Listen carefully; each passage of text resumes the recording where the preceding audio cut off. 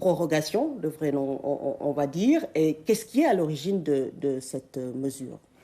Alors, vous l'avez tantôt, je vous remercie d'abord, madame, et je salue tous les téléspectateurs qui nous regardent ce soir.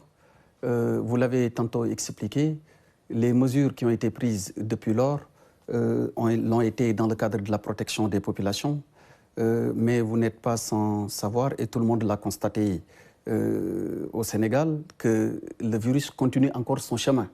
Il y a nécessité aujourd'hui de prendre des mesures dans le même sillage de ce qu'il a été pour donc donner un coup de frein à cette prorogation qui nous vaut quelques résultats négatifs, malheureusement au niveau donc, de la santé concernant les patients ainsi que donc, des décès qui ont été aussi enregistrés ces derniers jours. Et ce sera pour combien de temps encore? Alors, ce qu'il faut noter, c'est que le 6 janvier dernier, Son Excellence, Monsieur le Président de la République, Macky Sall, a décrété, donc a proclamé l'état d'urgence qui a débuté le 6 janvier à minuit. Donc, pour computer, on commence à partir du 7 janvier.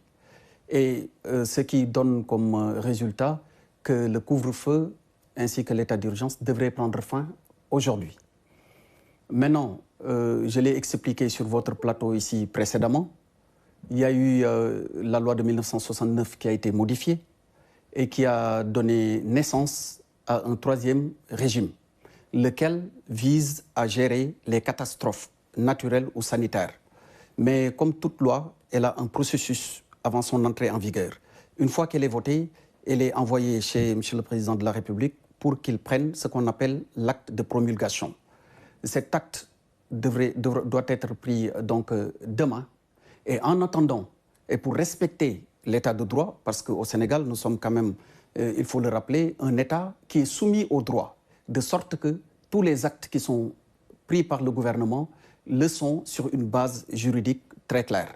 C'est pour cette raison qu'en attendant l'entrée en vigueur de ce troisième régime qui vise à proclamer d'abord dans un premier temps l'état de catastrophe sanitaire, mais ensuite de permettre la protection des populations sous ce nouveau format, que les gouverneurs de Dakar et de Thiès ont été instruits de prendre des arrêtés qui produisent les mêmes effets pendant cette période de 8 jours, pour répondre plus exactement à votre question. Donc les gouverneurs et les préfets vont assurer cette transition. Tout à fait. Bien, alors est-ce que les dispositifs seront maintenus, dispositifs sécuritaires? Oui, je l'avais expliqué ici même aussi. L'état d'urgence, il est lourd. Et c'est pour éviter d'ailleurs d'avoir à retourner devant l'Assemblée nationale où nous pouvions demander cette prorogation qu'il a été donné instruction au gouverneur de Dakar et de Thiès de prendre donc ces arrêtés-là. Ce qu'il faut comprendre à ce niveau, c'est que c'est des allègements au niveau du fonctionnement par rapport à la mobilisation des forces de défense et de sécurité, mais cela n'enlève en rien à l'efficacité qui est poursuivie par rapport aux mesures qui seront prises et lesquelles sont de nature à faire en sorte que le virus ne connaisse pas en réalité de propagation. Donc interdiction de circuler de 21h à 5h du matin avec comme objectif de faire arrêter la circulation du virus pendant la période correspondante qui est de 21h à 5h du matin sur l'étendue des deux régions. Est-ce qu'il y a aussi ce décret relatif aux attributions des gouverneurs, disons par exemple dans la région de Kaolack, une région où le nombre de cas commence à inquiéter? Est-ce que ce gouverneur, celui de Kaolack, peut prendre des mesures spécifiques? Alors, dans l'absolu, les gouverneurs ont cette compétence parce qu'ils tirent ces attributions d'un décret de 1972 qui est relatif à leurs attributions. Ils ont des pouvoirs de police administrative qui leur permettent de prendre des mesures qui restreignent les libertés d'aller et de venir, en cela compris la liberté de circulation. Cela est tout à fait exact. Mais pour l'instant, et comme on est dans le cadre d'une coordination à un échelon national, il est important qu'à chaque fois que de telles mesures soient prises, qu'elles le soient dans le cadre de la coordination. Et c'est dans ce cadre-là, justement, que pour l'instant, l'avis qui a été donné par le Comité national de gestion des épidémies l'a été sur la base du constat du taux de contamination qui affecte plus sévèrement les régions de Dakar et de Thiès. naturellement, si les mesures doivent être évoluées dans le sens de toucher d'autres régions, sans nul doute, le moment opportun de telles décisions seront prises. Mais pour l'instant, ce qu'il faut noter, c'est que cela ne concerne que les régions de Dakar et de Thiès. Est-ce qu'on peut s'attendre à ce que ces décrets-là tombent avant minuit pour les gouverneurs, pour leur permettre de prendre des mesures? Oui, les arrêtés ont déjà été pris. Les arrêtés ont déjà été pris. Maintenant, comme je l'ai indiqué tout à l'heure, on est encore jusqu'à minuit aujourd'hui dans le cadre d'un état d'urgence. Et je l'ai rappelé tantôt, les computations de délai, ça y est là, il y a eu beaucoup d'interrogations, comme il n'a pas manqué aussi de faire, voilà, d'avoir quelques commentaires sur le sujet, parce que d'aucuns ont estimé, dans le cadre des computations de délai, que c'était à partir du 5 à minuit. Mais en réalité, si on retourne au décret signé par M. le Président de la République, il est bien indiqué que l'état d'urgence est proclamé à partir du 6 janvier à minuit. Donc, entrée en vigueur le 7. Parce qu'il y a aussi beaucoup de personnes qui sont encore dans les rues de Dakar, croyant que le couvre-feu a pris fin hier.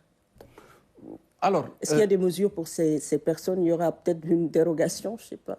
Non, en réalité, j'ai suivi avec grand intérêt des reportages qui sont passés même sur la RTS et qui relevaient assez souvent qu'il y avait quelques retardataires sur les routes pour lesquels les forces de défense et de sécurité avaient beaucoup de compréhension, parfois, surtout lorsque cela résultait de certaines urgences, notamment quand il s'agissait de personnes qui pouvaient être souffrantes ou parce qu'il y avait, pour une raison ou pour une autre, elles n'étaient pas encore rentrées avant l'heure indiquée pour le démarrage du couvre-feu. Mais en tout état de cause, ce qu'il faut peut-être rappeler, c'est qu'en lisant le décret, et comme on l'a toujours indiqué, c'était de 12 jours.